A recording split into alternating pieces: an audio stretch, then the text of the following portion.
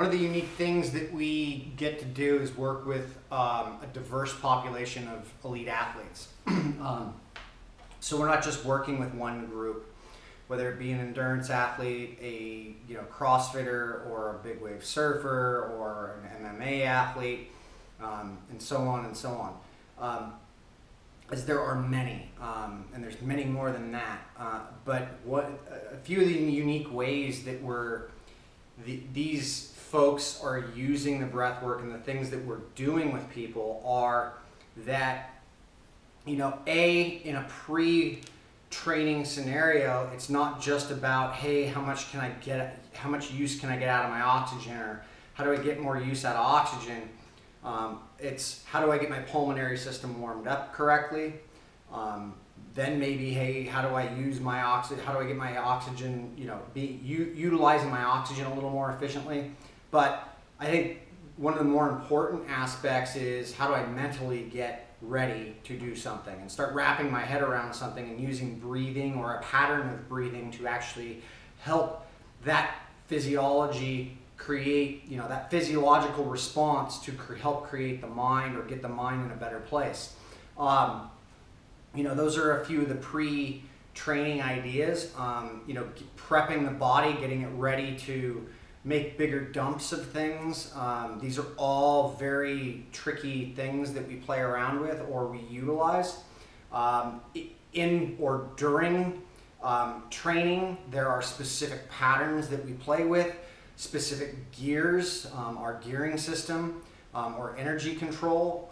That is a specific thing we do because we know that respiration is tied to our direct relationship with carbon dioxide, which is our waste product of energy, right? So when we are using a lot of that aerobic energy, our waste product is carbon dioxide. And one of the easiest ways for us to get rid of that is obviously breathing, and that's why we breathe, right?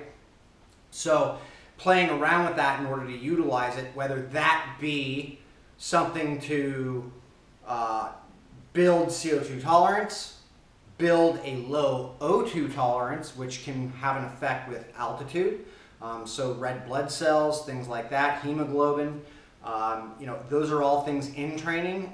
In competition, we use higher levels or different ways of altering the breath pattern in order to maximize the results, but not necessarily looking for physiological adaptations, because we know that by buffering off a lot of the acid or the stress responses that can occur during competition, you're not going to get favorable adaptations. And plus, during competition, it's not necessarily about the adaptive processes, although it can be.